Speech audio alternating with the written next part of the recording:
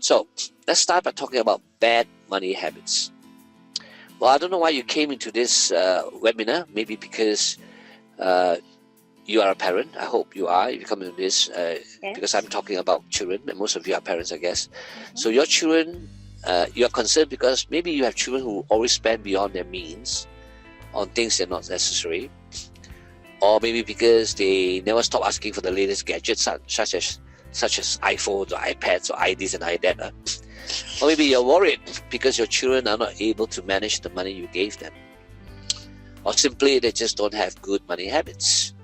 Now, I know some parents find it very challenging to teach your children about money, and unfortunately some children don't really appreciate and value money, as maybe money comes too easy for them. Now, these are the common challenge that parents, even myself, face in today's environment. It's quite challenging, isn't it? Yeah. The financial health of every individual, I guess, is of paramount importance in the quest for starting and attaining a quality life. Too often, a lot of young adults begin to look after their financial health only when they start working. But unfortunately, that might be a bit too late because our habit development may be young. So this common trend and behavior puts tremendous pressure and strain on parents like yourself. These are some statistics that you might want to take note of. This is from a survey. The source is called Money Saving Generation, and they found that out of 6 children, 5 will be left behind in the global economy. 4 will never be able to manage a household budget. 3 wouldn't know how to save for retirement. 2 wouldn't even know how to balance a checkbook. And 1 out of 6 are likely to declare bankrupt during their lifetime. Now, you may find that pretty astounding.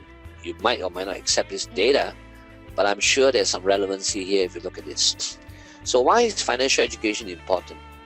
Because it is simply becoming increasingly tough for our next generation to live in our current economy.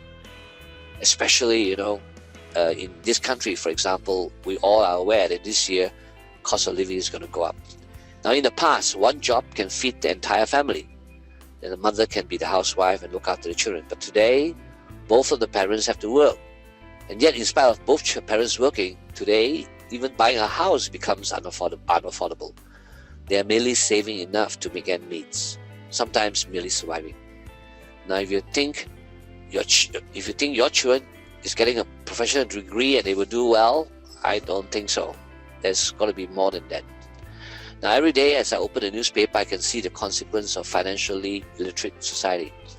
Do you realize that our household debt is standing at 83% against GDP, making us highest in Southeast Asia? Now, I think we've got to wake up to that fact. Our environment, our family, in our country, people are just owing too much money.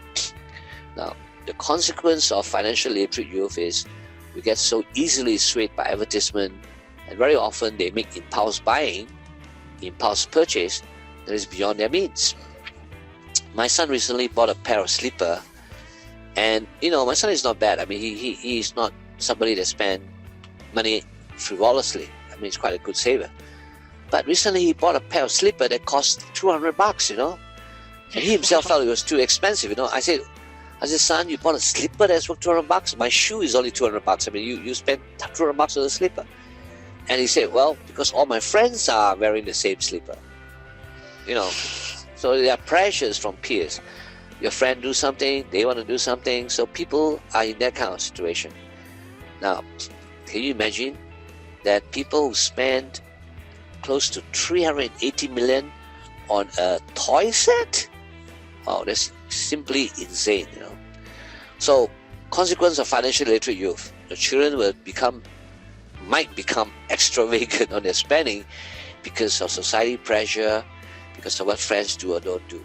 As a result, that could end up accumulating massive credit card debts and car loans. Now, these are some of the statistics, At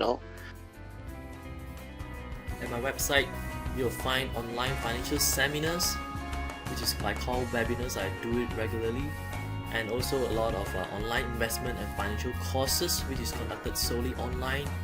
So I'll be waiting for you at my website at kclau.com. I wish you have a great day. Hope to see you soon. Bye bye.